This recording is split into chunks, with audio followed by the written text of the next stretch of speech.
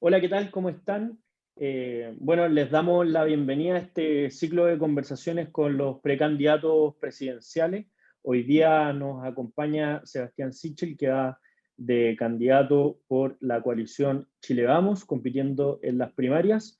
Me acompaña la Teresa Leblanc, que es directora de Pensando Chile, un proyecto de la Fundación Chile Siempre. Así que lo primero que todo, darte la bienvenida, Sebastián, y muchas gracias por aceptar la invitación. Feliz, muchas gracias. Siempre dispuesto a todas las conversaciones. Esto era ayer, pero tuvimos una pana en el regreso a Santiago de mi gira por el sur, pero qué bueno poderlo haber hecho hoy día. Bueno, ya apartamos. Bienvenido, Sebastián. Primero, nos gustaría preguntarte, ¿por qué deberías ser tú el candidato de Chile Vamos? ¿En qué se diferencia tu candidatura con la de los demás candidatos? Primero te voy a hablar de las ventajas y después de las diferencias, porque creo que lo primero, porque creo que representa una nueva época, que es bien importante. Estamos viviendo una época de cambios globales, cambios locales, que son bien determinantes en los próximos 80 años del país, ni siquiera en los 30.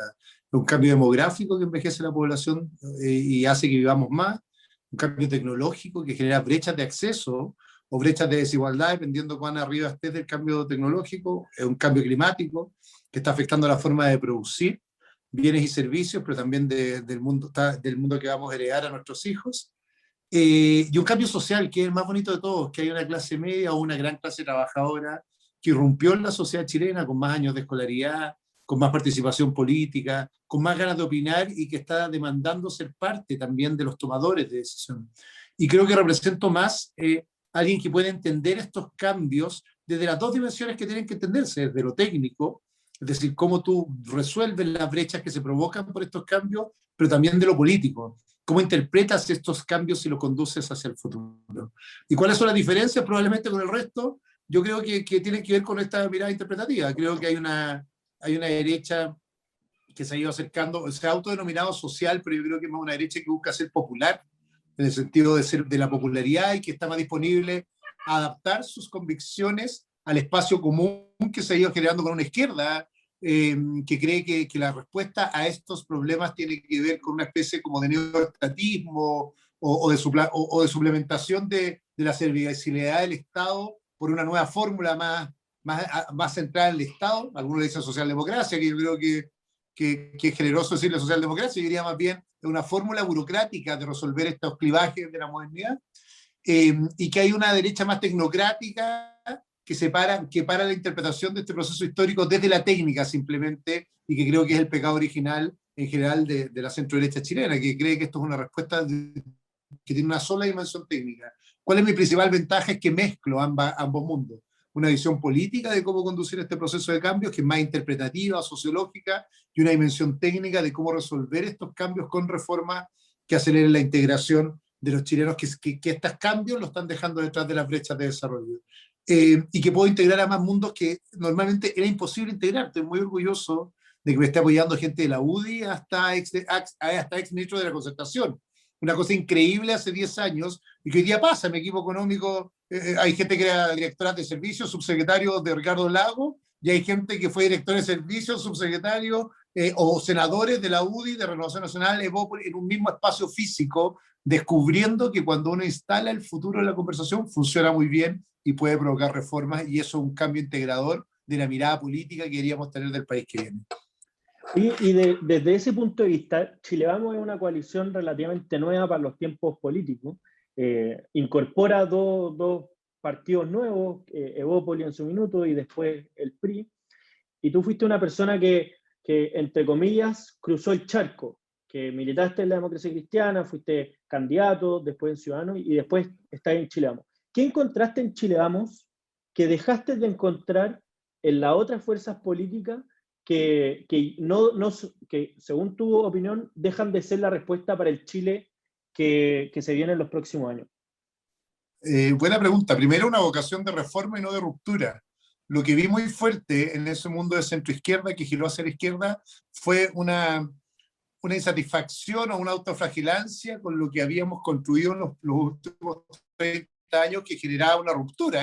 Hay que cambiar el modelo. De hecho, el otro modelo es la instalación programática de la agenda de los últimos años, la otra constitución. O sea, uno tendría que decir que ahí hubo un afán de ruptura cultural. En el fondo es lo que hicimos, no es lo que debimos haber hecho, por lo tanto tenemos que hacer algo nuevo y algunos, incluso más aventureros, algo viejo, que es como volver a este modelo de los 60, de la mirada del país que tenemos que construir. Entonces, o socialdemócrata, vuelvo con lo socialdemócrata porque es un concepto que en el mundo ya desapareció y en Chile volvió a transformarse en una bandera u otro más bien rupturista. Y por lo tanto, desde la mirada ideológica, lo que yo construí o a lo cual yo llegué, era muy cabro chico, cuando me dicen habilitado siento que tuviera como 100 años, yo me fui a la DC a los 32 años y estuve ciudadano 3 meses, que fue lo que duré antes de fundarlo y que me aburrí y me fui. O sea, tampoco el partido está, no alcancé ni a estar, la verdad, no alcanzó a ser partido constituido legalmente antes de que me fuera. Entonces también hay una cosa como etérea del relato político que te instala en un lugar en que uno del domicilio fue bastante corto, pero cuando me di cuenta que los afanes de ruptura devoraban los afanes de reforma, yo me di cuenta que yo no quería ser parte de esos afanes de ruptura, minoritarios o mayoritarios, pero aunque tratara de ponerle matices a esos afanes de ruptura, citando a Ignacio Boca en el fondo, yo no me sentía parte de aquellos que querían instalar matices. Yo sentía que lo que necesitábamos era reformar lo que habíamos construido, y al igual que una casa que creció mucho, ampliarla de buena manera, adaptarla, pero no el afán de ruptura.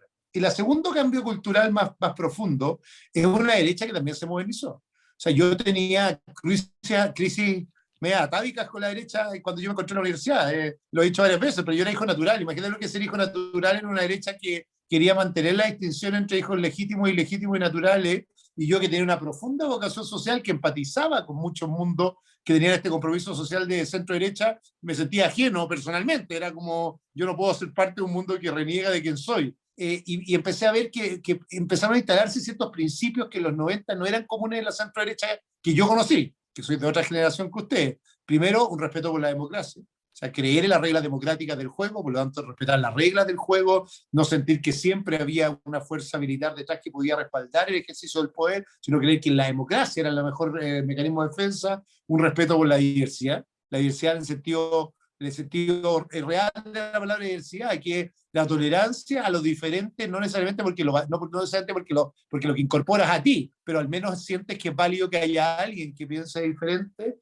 Y yo diría que una mirada de un rol del Estado es la subsidiariedad positiva, como la pensó la 40º Jano, es decir, con un compromiso de un Estado presente en aquellos estados que está ausente, que rompía el paradigma más ochentero de la falsa subsidiariedad que se había instalado a la derecha para Chicago, que era un Estado más ausente, como premisa. La idea de la 40º Jano era al revés, necesitamos que el Estado esté presente en ciertos espacios donde no hay actividad privada, por lo tanto la subsidiariedad entendía como yo la entendía desde mis principios comunitarios. Por lo tanto pasaron cosas bien importantes y que son bien telúricas si uno entiende esto desde lo intelectual. Lo que pasa es que la política chilena se transformó en algo tan reduccionista que es como las barras, ¿cachai? Que a mí me da risa cuando alguien me debate estos días, Mario Desbordes me dice, es que yo milité todos los días en Renovación Nacional y usted se cambió de camiseta. Oye, esto no es un equipo de fútbol, la política es un medio, no un fin. Es un fin para hacer mejor a los ciudadanos y en mi caso un fin para defender mis ideas. Y sentí que mis ideas estaban desadaptadas con el mundo político en el que yo estaba porque habían girado rotundamente. Entonces, no iba a seguir siendo demócrata cristiano simplemente porque los demócratas cristianos se habían girado a un lado que confiaban más en el Estado, creían menos en la democracia, legitimaban a veces el ejercicio de la violencia, se habían puesto intolerantes y yo quebraba finalmente y me tenía que seguir ahí como si fuera de la U. Para la U voy a ser fanático hasta el día que me muera, pero en la política estoy por convicción. Churchill tiene una frase maravillosa en ese sentido, que dice, yo puedo cambiar mi partido por mis convicciones, pero no mis convicciones por mi partido, y siento que muchos demócratas cristianos, por una cosa cultural, como muchos otros políticos en otros sectores, cambian con su partido por mantenerse en su cultura, y yo no pertenezco a la política por cultura, pertenezco por mis ideas, y mis ideas se adaptan, mis ideas se sienten más cómodas en este espacio político, primero porque hay respeto a ellas, aunque a veces no, pero bueno, la campaña me ha demostrado que a veces no son tan respetuosos con la idea o con lo nuevo, y que también hay una tolerancia, o sea, está poniendo un eje en dos cosas que para mí eran vitales. La vocación de reforma, es decir, hay cosas que cambiar, y no la vocación de resistencia, que era una mala derecha que se resistía a cualquier tipo de cambio, y una vocación muy fuerte de un Estado que cumpliera roles presentes para abastecer aquello que las comunidades intermedias o las personas no vayan a abastecer sin perder la idea de la servicialidad del Estado, que es esencial políticamente en el mundo, en lo que yo pienso de un Estado subsidiario. Sebastián, tomándonos de esa última idea que dijiste, pensando principalmente en que la pandemia dejó en evidencia un sinnúmero de falencias por parte del Estado, que trajeron demora en las ayudas que otorgó el Estado, hicieron más compleja la focalización, entre otras cosas, debemos pensar en un Estado grande, en un Estado pequeño, moderno.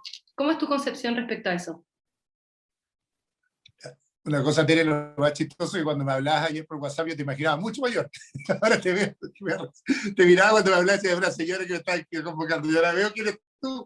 Oye, mira, lo primero, ¿sabes qué? Yo no estoy enamorado de la burocracia, estoy enamorado de la justicia. Y el Estado es un medio para alcanzar esa justicia y no un fin en sí mismo. Y lo digo porque, por ejemplo, mi grandes diferencias con Jadwe o con la definición per se de ser socialdemócrata o de ser socialista, es ese enamoramiento de la burocracia como el único instrumento eficaz de generar garantías. Yo creo mucho menos eso, yo creo más en la colaboración público-privada, creo que lo público no necesariamente es lo que hace el Estado, muchas veces la sociedad civil es un gran coadyuvante en la solución de problemas públicos. Entonces, la respuesta más bien es: yo no creo ni más ni menos, creo un mejor Estado. ¿Qué significa un mejor Estado? Significa primero un Estado que es capaz de cumplir la promesa básica que genera. Si yo estuviera haciendo clases de constitucional o de derecho político, te diría: la promesa básica del Estado es garantizar la seguridad, cosa que está en deuda hoy día en aquellos sectores tomados por las poblaciones o la Araucanía. La segunda promesa básica es garantizar la propiedad, es decir, el derecho a ejercer con libertad el dominio sobre lo que es tuyo. Y la tercera promesa básica es la libertad, que es el derecho a decir lo que tú quieres hacer para tu vida.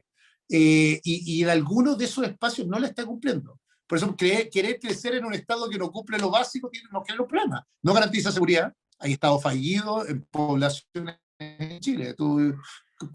Pero lo dicen así, pero en la lengua tú puedes decir que hay Estado fallido, una parte del Estado donde no entra. Lo mismo que pasa en Temucoicuy o alguna zona de Arauco, como Quirico, o sea, de Quirico hacia el sur. Y por lo tanto, no puedes cumplir esa promesa y estás prometiendo que vas a ir generando una pirámide de apoyos hacia arriba cuando no puedes cumplir lo básico. O tú esperas 6 meses en Chile un asistente social para actualizar tu registro social de hogares, o llevas en 60 días de espera de que te paguen la licencia de la Compin, que es lo básico para vivir. Entonces, tenemos un problema de corrección de lo básico que cumple el Estado hoy día antes de pensar en cualquier crecimiento. Yo, como ex ministro de Desarrollo Social, no me atrevo a prometer un peso más, o sea, un espacio más de burocracia, si no soy capaz de solucionar lo esencial. Esto no significa que no quiera más. Yo creo que el Estado tiene que hacer mucha más transferencia directa, evitando burocracia, para complementar ingresos. Creo que tiene que cobrar menos impuestos para aquellos que menos tienen, como el IVA, significa devolver IVA masivamente, como lo hace Colombia u otros países. Y creo que además el Estado tiene que cumplir roles de generar pisos mínimos de dignidad en vivienda, en salud o en pensiones, que establezcan un estándar básico, que se le sube el esfuerzo personal y el mérito personal, pero creo que el gran desafío de Chile del siglo XXI es hacer que el Estado satisfaga sus roles principales, que lo está haciendo mal y tarde. Doble de funcionarios tiene el Estado desde el 2010 hasta ahora, y no es que los chilenos sean doblemente menos pobres o que haya disminuido el Gini. Entonces deberíamos cuestionarnos mucho estos dogmas sesenteros de más o menos Estado, cuando lo que tú deberías hacer es qué tipo de Estado para resolver qué y medir su impacto de acuerdo a cómo va resolviendo cada uno de los espacios. En algunos lados eficaz, entrega educación municipal en sectores rurales donde no tiene competencia en el fondo, y en algunos lados hiper ineficaz, como por ejemplo selección o gestión de filas o esperas en servicios públicos. Y en un lado deberían ayudar mucho más los privados, y en el otro no va a tener reemplazo y potenciarlo más. Hay una gran discusión ahí. Me gusta mucho la frase de Adenauer yo en general creo todo el Estado que sea, todo el mercado que sea posible y todo el Estado que sea necesario, pero abrir los espacios en los mercados y el Estado que esté donde se necesite, pero no necesariamente en todos los lugares. Y es mi gran diferencia con la izquierda chilena probablemente, o con ese mundo de izquierda que me preguntaba José Francisco, de los cuales me sentí absolutamente alejado. Oye, Sebastián, obviamente las candidaturas presidenciales obligan a pronunciarse sobre los problemas concretos, pero a raíz de la pandemia principalmente, una de las cosas que ha surgido es este desafío que tienen las democracias occidentales para resolver los problemas reales de las personas. Y frente al manejo de la pandemia se algunos pensadores han establecido esta diferencia entre los estados más autocráticos versus los estados o las democracias occidentales. Y evidentemente si uno lo aterriza al caso chileno, una de las cosas que se ve es que hay una crisis de gobernabilidad o básicamente en otras palabras que uno puede tener el gobierno, pero difícilmente gobernar simplemente con solo esa institución. ¿Cómo crees tú que se va a desenvolver ese escenario, especialmente en un contexto donde vamos a tener una discusión constituyente y donde probablemente la fuerza que asuma, sea cual sea, no necesariamente va a tener una mayoría en el Congreso para poder llevar su idea a cabo? A ver, son varias reflexiones al mismo tiempo, entonces déjame empaquetarlas como respuesta. Ya, lo primero, efectivamente, yo creo que hay una crisis de urgencia y una crisis de gobernabilidad, que son dos crisis distintas, que las tendemos a mezclar. ¿Cuál es la crisis de urgencia? Es que la política perdió el sentido de urgencia, más o menos, por poner una fecha, 2007, después de la crisis del 2008, el sentido de urgencia se desvaneció. Y entró una fiebre de que se puso como prioridad el que más gritaba y no el que más necesitaba, particularmente después de la crisis pingüina, por eso lo fijo entre el 2006 y el 2011. Hasta ahí, todas las decisiones del Estado tenían que ver con la necesidad. El Estado atacaba primero, gobernar es priorizar, a aquellos sectores que sentían que más urgentemente tenía que cubrir sus necesidades y por lo tanto había una especie de consenso común de que el sentido de urgencia era responder sectores más necesitados, vulnerables o sectores no atendidos, puede ser discapacidad u otro. Entre el 2006 y el 2011 cambia la ética de la política y lo que empieza a pasar es que en realidad los grupos de interés sociales se toman la agenda y empezó a tomarse la agenda el que más gritaba y no el que más necesitaba. Por lo tanto, la revolución pingüina, que se transformó en la revolución universitaria, puso en prioridad la gratuidad universitaria. El paro de los médicos puso en la confusión y fueron generando una agenda paralela que capturó sabiamente a la política. Le voy a decir algo bien trágico a partir de mi no militancia. Y siento que los partidos empezaron a ser objeto de esta captura, porque se cruzaron los mundos. El sano gremialismo original de la independencia de los cuerpos intermedios pasó a ser más bien un corporativismo, un neocorporativismo, en que los partidos están administrados entre parlamentarios y grupos de interés asociados a sindicatos o a gremios que están absolutamente entretejidos y fijan agenda. Y empezó un asunto de complejidad porque cuando te pasó esto, los parlamentarios empezaron a responder a intereses más bien locales que nacionales y el gobierno, particularmente en Bachelet 2, empezó a poner una agenda mucho más orientada a lo que eran los grupos de presión que capturaban el sistema. También con una gran degeneración de la relación ciudadano-Estado. ¿Qué pasó ahí? Los políticos se desconectaron de la sociedad en que vivían, Twitter para ellos se transformó en la opinión pública, los grupos de interés se transformaron en la opinión pública porque se desacoplaron del trabajo social que era tan propio de los antiguos políticos. Entonces, ¿qué leyeron? Que si en realidad Twitter en la mañana en Trending Topic dice que hay que cortarse el pelo al cero, todos se cortan el pelo al cero, o si el grupo de interés A, me pasó muchas veces, dice que la prioridad de Chile es que el Banco Estado no abra hasta las 2 de la tarde, porque si no los trabajadores se van a paralizar, no abre hasta las 2 de la tarde. Entonces, el primer problema ético es que la política pasó de la necesidad al grupo de presión, o más bien de la necesidad al grito, y cambió la prioridad de la agenda. Y eso nos desacopló del ciudadano medio. El ciudadano medio lo que quería era generación de empleo, apoyo a emprendimiento, resolución de problemas, de gestión de problemas locales, capacidad de acceder a beneficios estatales, y empezamos a vivir en dos mundos paralelos. Reformas tributarias, gratuidad en la universidad, después en el gobierno nuestro, muy fuerte una agenda media fastuosa de crecimiento, pero con poca conexión con esto, un crecimiento que no llegaba a quien le llegaba, y se nos desacoplaron. Y eso generó una crisis de gobernabilidad que es distinto a las crisis de gobernabilidad clásicas de teoría política. No es una crisis entre actores, sino es una crisis en la relación ciudadanos-políticos, y que cada uno culpa al otro. La oposición que culpa al gobierno, el gobierno que culpa a la oposición y los violentistas de no sé dónde, porque nadie se puede hacer responsable porque nadie gobierna a la opinión pública. Entonces, a la primera reflexión, cómo corroborar parte de la gobernanza, yo creo que tiene mucho que ver con reconectar la política con lo cotidiano, con la rebelión del living, con lo que pasa, no con el cosismo noventero, sino más bien con la gestión de los intereses cotidianos de manera más eficaz que lo que estamos haciendo. Y eso va a recuperar legitimidad en una política deslegitimada. Por eso los alcaldes tienen el grado de legitimidad que tienen hoy día. a pesar que gestionan poco, por lo menos la gente siente que interpreta lo que le pasa ahí en el living y nosotros nos desacoplamos. La primera forma de construir mayoría es construir mayorías culturales. Y el país no es tan distinto probablemente a lo que yo y tú y muchos piensan. Queremos emprender, queremos redes de protección más eficaces, sociales, queremos ser libres. Lo que pasa es que la izquierda capturó mejor esa relación con la opinión pública entre farmacias populares, inmobiliarias populares, el Frente Amplio con cabros con compromiso social en las calles, y por lo tanto capturó la atención ante la incapacidad de este mundo político de relacionarse con la opinión pública, diciéndole, compren flores, suban el IVA, no sé, perdón, ¿cómo se llama? Súbanse más temprano al metro. O sea, que justo lo contrario del cambio cultural. La gente quería ser interpretada y lo que hicimos fue decirla, no la entendemos. Y un presidente con todas las virtudes que tiene, pero alguien desconectado, efectivamente se provocaba.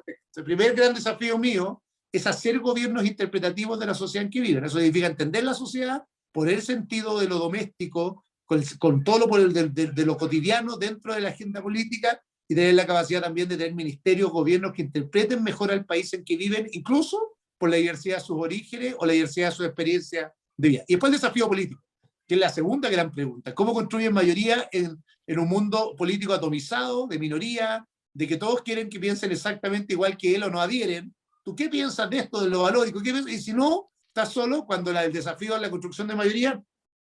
Primero, una gran oportunidad, que es lo que estoy tratando de hacer yo, de congregar mundos que no eran congregables. Ojalá me apoye gente desde Libertad de Desarrollo hasta ustedes, hasta el progresismo con Progreso. O sea, mientras más amplio el abanico, más posibilidades de crear gobernabilidad en una coalición de minorías y valorar esa diversidad como una oportunidad. También crecer a mundos distintos. Esos mundos distintos no es que yo pacte con la DC, es una ilusión noventera, es más bien a nuevos dirigentes y de nuevos orígenes que sean capaces de ser involucrados a la política, intelectuales, emprendedores, académicos, que han estado excluidos por esta especie de dominio interior de Chile Vamos, de una agrupación de partidos, que lo que ha hecho es achicarle el embudo y no agrandar el embudo. La gran gracia que yo admiraba de la centro derecha antigua es que incorporaba al proceso los intelectuales, o los empresarios, o a los académicos, y hoy día repudia. Sichel el candidato a los empresarios, Sichel el candidato a Libertad de Desarrollo, Sichel el candidato a los DC. Si lo que necesitamos es esa diversidad como valor interno. Y después una gran oportunidad política. Yo creo que parte de la discusión cotidiana se le va a llevar la Convención Constituyente, lo que es bueno, porque la gobernabilidad va a ser, no sé si más fácil, pero menos compleja al menos, porque la discusión política cotidiana sobre el agua va a estar mucho más centrada en la Convención Constitucional, lo que te permite también gobernar y legislar de manera más libre, porque parte de las discusiones van a estar en otro estadio, donde el presidente incide menos, probablemente incide más en lo político en su coalición, pero incide menos en la gestión de los proyectos que se discuten allá adentro. Sebastián, probablemente estamos de acuerdo en que la educación ha sido un tema importante en el último tiempo. Respecto a esto, ¿qué modelo educativo creéis que es el mejor para Chile? ¿Libertad de enseñanza y libertad de educación, o más bien una educación en que sea el Estado el que financie y defina el proyecto educativo de cada establecimiento? ¿Y estás de acuerdo con la subvención, con el lucro y con la selección? Ya, pero la libertad te lo hago checa al tiro. O sea, toda la libertad de enseñanza, yo diría que casi todo el desarrollo humano de los últimos 500 años se sustenta en la libertad de enseñanza, y ir contra ese modelo es delirante. Entonces diría, dejémoslo checa al tiro, porque eso para mí es casi una discusión superada por la historia, y que haya todavía personas que estén en ese debate atávico me parece peligroso. Por eso hay que debatirlo tan de fondo. Gran parte de la evolución desde el Renacimiento tiene que ver con la libertad de enseñanza, y es súper poco debatido. El florecimiento de escuelas propias, de diversidad de investigación, lo que tiene que hacer el Estado es establecer las condiciones mínimas para que se desarrollen proyectos que generen libertad educativa, es decir, que establezca condiciones de base. Después no tengo, mira, la palabra lucro, que está tan penada, fue probablemente lo que me hizo a mí renunciar a la democracia cristiana. Se han inventado 20 mitos de mí, pero la verdadera razón por la cual renuncié a la democracia cristiana es porque me pasaron al Tribunal Supremo por oponerme a la reforma educativa de la presidenta Bachelet. Y me pasaron, y ahí está el lado.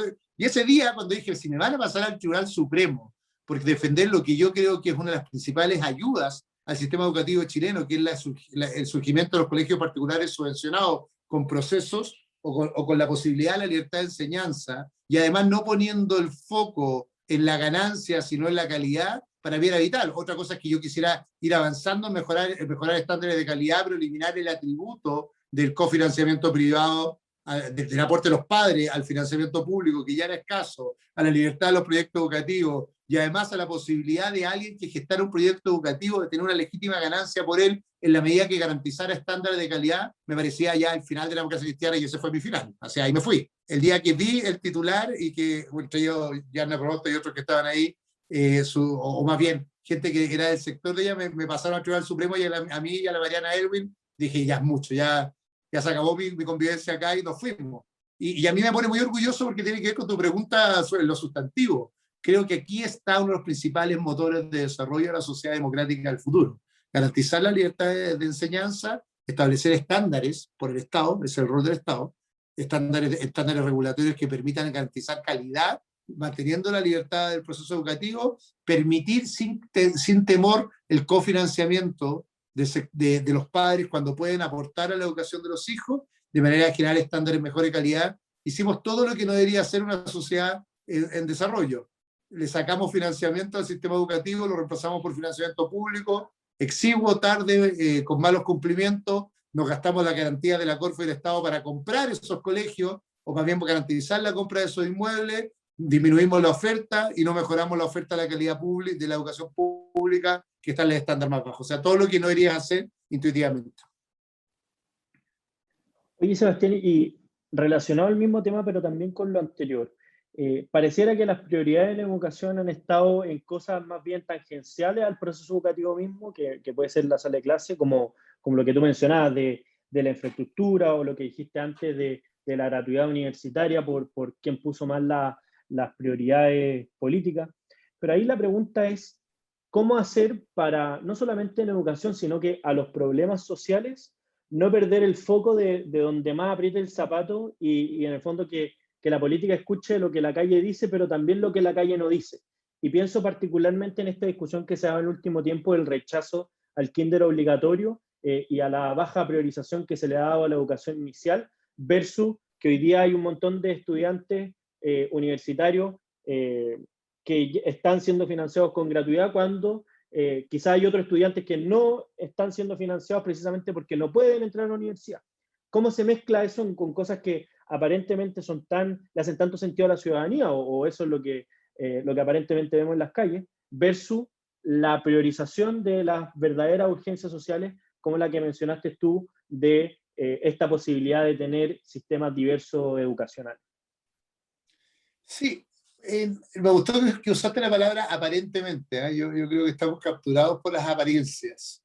Obvio, si hay incidencia en la opinión pública entre redes sociales, calle, es el problema del asambleísmo, que es el reino del que más grita y no el que más necesita en general en una sociedad democrática, es dejar de creer en la democracia. Yo sí creo, entonces a la respuesta es obvio que tu problema en los procesos educativos está en la fase inicial, es una aberración el rechazo del kinder obligatorio, pero además es una aberración que no hayamos metido más plata de verdad en el aula, o más plata, más inversión en términos conceptuales, en el aula, en colegios municipales y colegios particulares subvencionados, y no hemos tirado a meter un chorro de gasto en gratuidad universitaria donde hay selección todavía social. Es obvio que había que aumentar los procesos de becas en el mundo universitario, pero tu problema del gasto estaba en el otro lado, pero me hay esa discusión, ¿cómo hacerlo? Porque esa es la pregunta.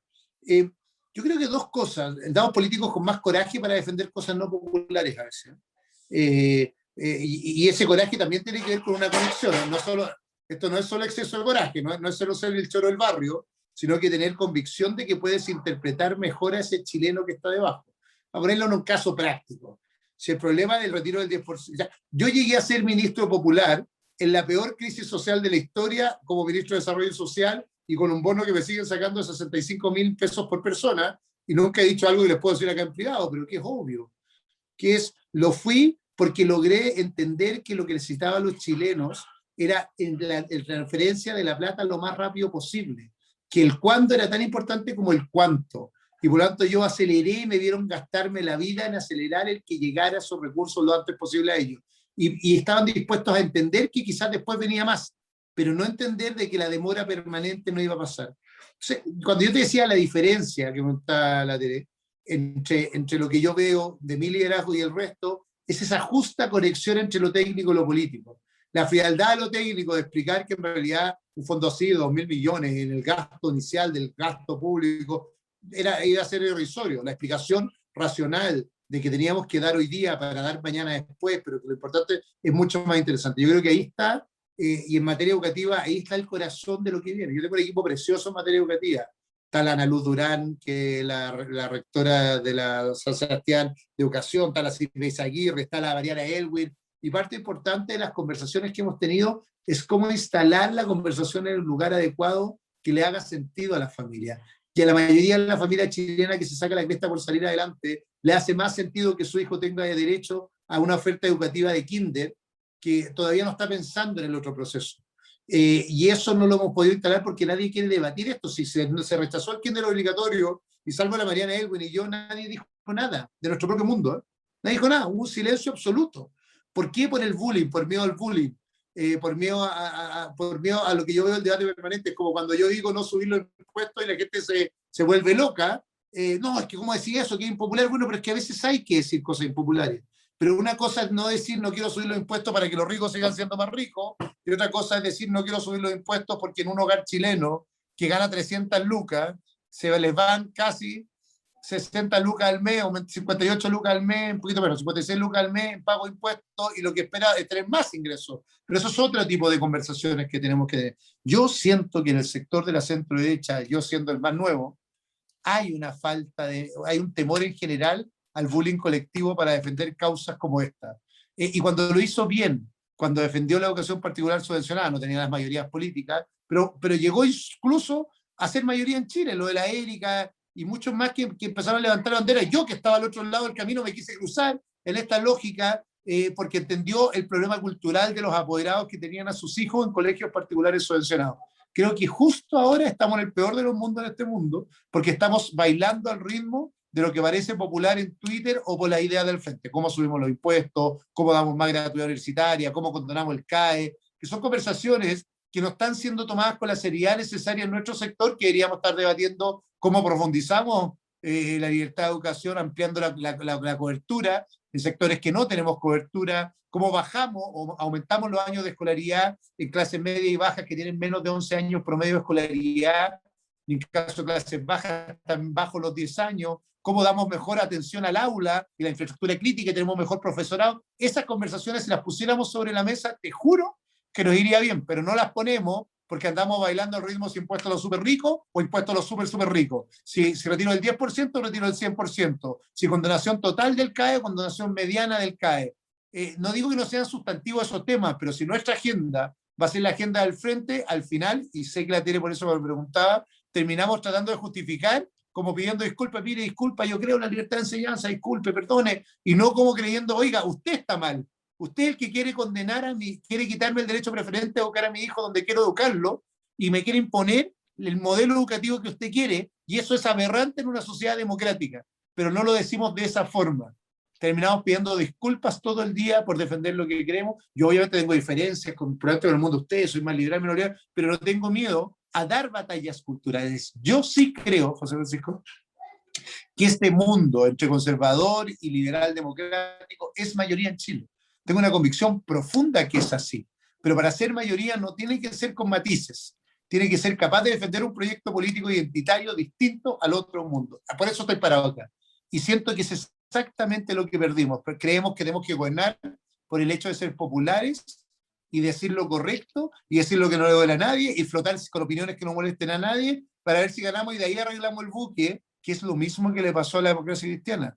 Trató de ponerse en la ola del otro y fue absolutamente destrozada, que es lo que nos está pasando a nosotros. Tratamos de ponernos en la ola del otro, en el camino del otro, en el discurso del otro, y creemos que hacer una derecha social más bien es hacer una derecha que lo que es la izquierda de la derecha, o el centro de la izquierda, en vez de ser el centro, en mi caso, o la derecha de la misma derecha. Y ahí está nuestra pérdida de identidad cultural, lo digo como un centrista, más fuerte en la centro derecha, que nos tiene desviados en la conversación y con poca convicción de lo que estamos defendiendo. En un lugar o en una coalición como esta, deberían haber cosas que son anatema, como por ejemplo, seguir creyendo que hay que avanzar de a poquitito en la limitación de la libertad de enseñanza y no pararse en pleno, pero parece ser que estamos dispuestos a ceder para ver si así ganamos la elección que sigue, y es una lección.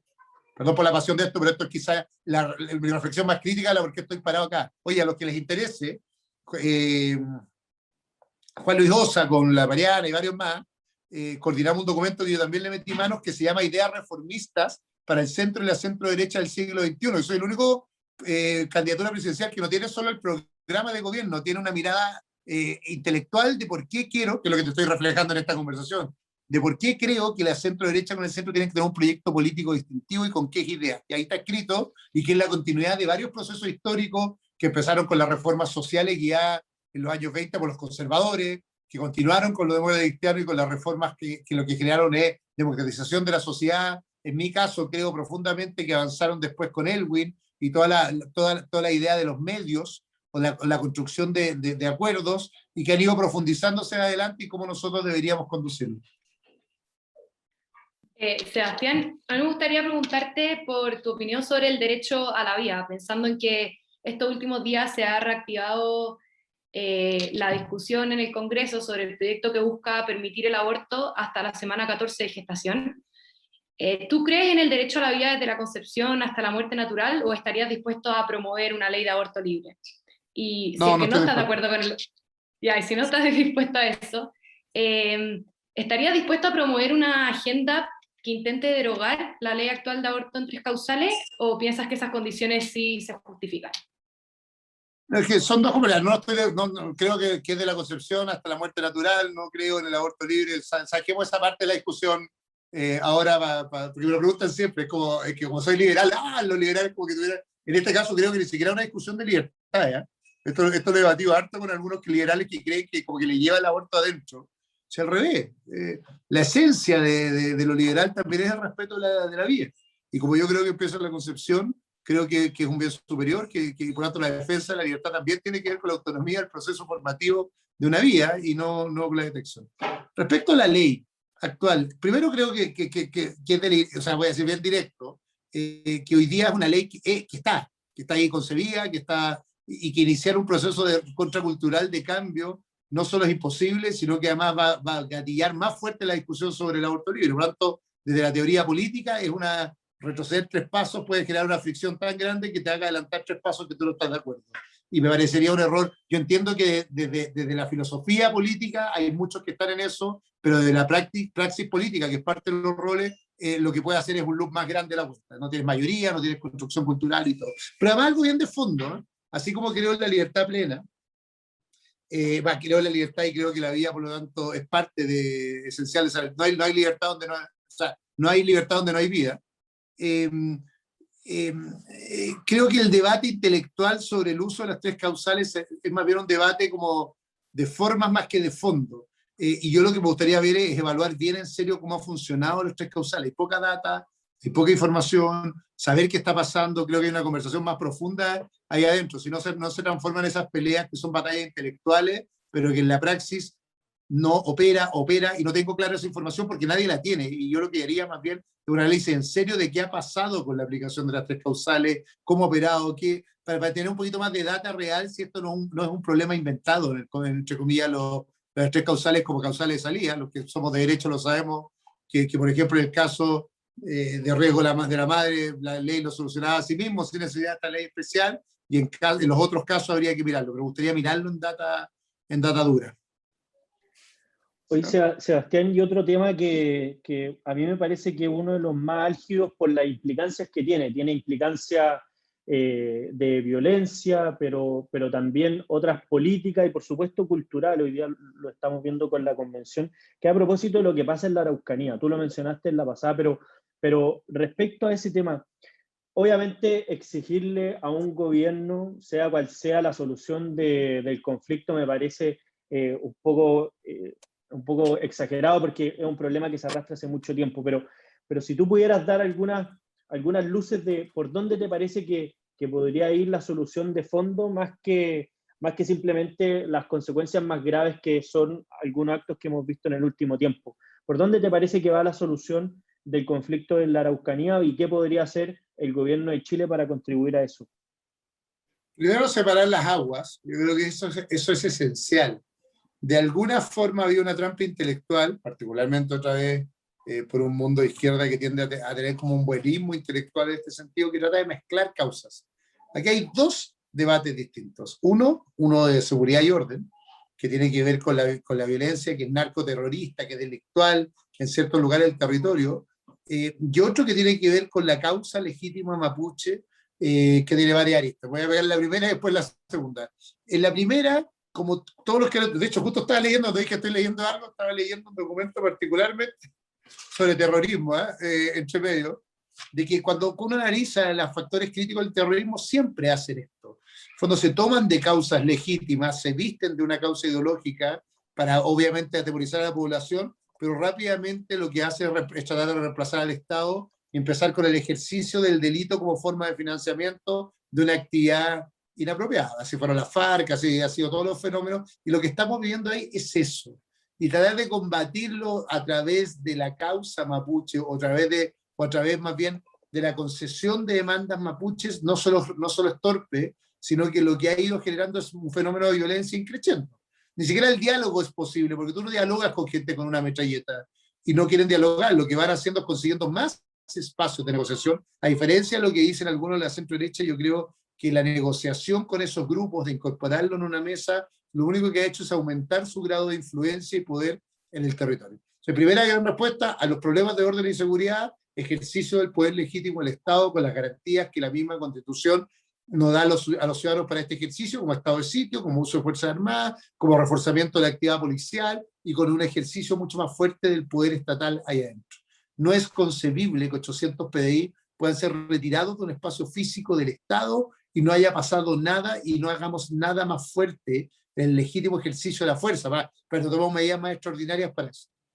¿Por qué lo digo? Porque algunos, y ahí viene una negociación con el mundo izquierdo, te tratan de decir esto, que el recrudecimiento de esta causa tiene que ver con la falta de tierras, que es lo que me quiso decir Lavín en el debate, y yo me indigné porque le dije exactamente el fenómeno contrario.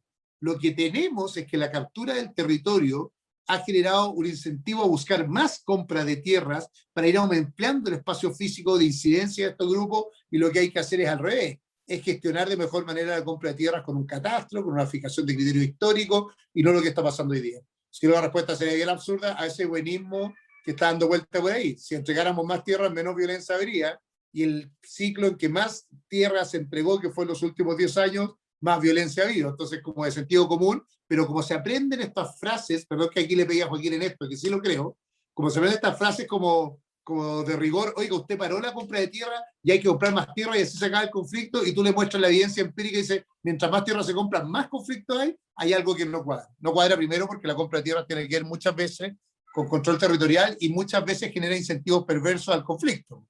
Mientras más conflicto, más compra de tierra hay, y se ha ido generando un círculo vicioso. O sea, a esa medida, ejercicio legítimo del poder del Estado para control territorial, y dejarnos del buenismo de creer que aquí hay un espacio de negociación con grupos violentos, con metralletas no se negocia, ¿ya? Y después un espacio súper legítimo de demanda mapuche que tiene toda la razón de existir. Primero, de falta de reconocimiento institucional, desde el reconocimiento constitucional hasta el uso del lenguaje, hasta la participación, entendiendo que somos un Estado pluricultural o multicultural, la incorporación del lenguaje, del uso hay muchos temas culturales que están fuera. Segundo, la segregación social. Es 3 veces más pobre un mapuche que un chileno promedio. Eso significa que los índices de pobreza son brutales, y eso no tiene que ver, obviamente, tiene que ver con la condición de postergación permanente que hemos mantenido el pueblo mapuche.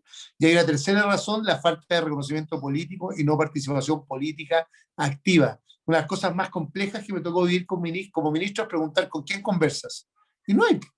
Si lo que tenemos aquí son cientos de loncos, son cientos de autoridades, son cientos de que apareció una autoridad no histórica, que son cientos de presidentes de comunidades que ninguno se representa a sí mismo, entonces negocias con miles o con cientos, con poderes similares, con autoridades similares, y todos dicen representar. Entonces tú tienes que darle participación y canal político institucional para tener lugar y espacio donde resolver los conflictos que demandan participación política. Yo traté de crear un Consejo Nacional Indígena que reemplazara a la CONADI en esa lógica, con personas electas. Yo no me opongo para nada a las cuotas y los escaños, y estoy abierto a ambos. Ha habido demasiado debate en la centro-derecha de esto, cuando creo que hay que hacer a lo neozelandés, canalizar la participación política vía las instituciones para no generar esta especie de engendro que tenemos institucional de que no tenemos dónde conversar con los pueblos indígenas, y además una estrategia muy fuerte de fomento, yo lo dije en el debate, zona franca indígena, así como en zonas extremas instalamos zonas francas, alguna vez en la historia también instalar en zonas de postergación social, zonas francas que permitan generación de ingresos propios y autónomos a las regiones. Pero quiero distinguir los planos, porque en esta especie como de simplismo político tratamos de juntarlo, decir que tenemos que negociar todo, que es todo parte de una misma conversación. La izquierda te dice que la violencia o el terrorismo es producto de la postergación social, algún sector de derecha te dice no, que la violencia se controla con una negociación con aquellos que son violentos. Yo creo que son dos caminos absolutamente separados, y mezclarlos ha sido el gran error del Estado en los últimos años. Bueno, hasta aquí llega nuestra entrevista hoy día. Muchas gracias, Sebastián, por habernos dado tu tiempo. Sin duda que hay 1000 temas que quedan todavía en el tintero, pero ya habrá otras instancias para conversarlo. Y nada, agradecerle a todos los que nos escucharon también. Ojalá queden atentos a nuestras redes sociales, al Instituto República, en Instagram y Twitter, y a Pensando Chile, de la Fundación Chile Siempre, para que puedan seguir las demás entrevistas y ver algunas cuñas u otras cosas. Así que muchas gracias, Sebastián, de verdad te pasaste. Ya, gracias a los dos, nos vemos, invitados todos a votar. El 18 de julio todos pueden votar, es que aprovecho para hacer el aviso, porque justo me preguntó alguien subiendo a mi casa, oiga, yo no puedo votar, no milito en los partidos políticos. No, todos pueden votar, el 97% independiente puede votar, y los que militen en los partidos de Chile Vamos. Pero todos los independientes pueden ir a votar, así que una invitación abierta. Chao a todos. Chao, Sebastián, Chao, gracias. Sebastián, muchas gracias.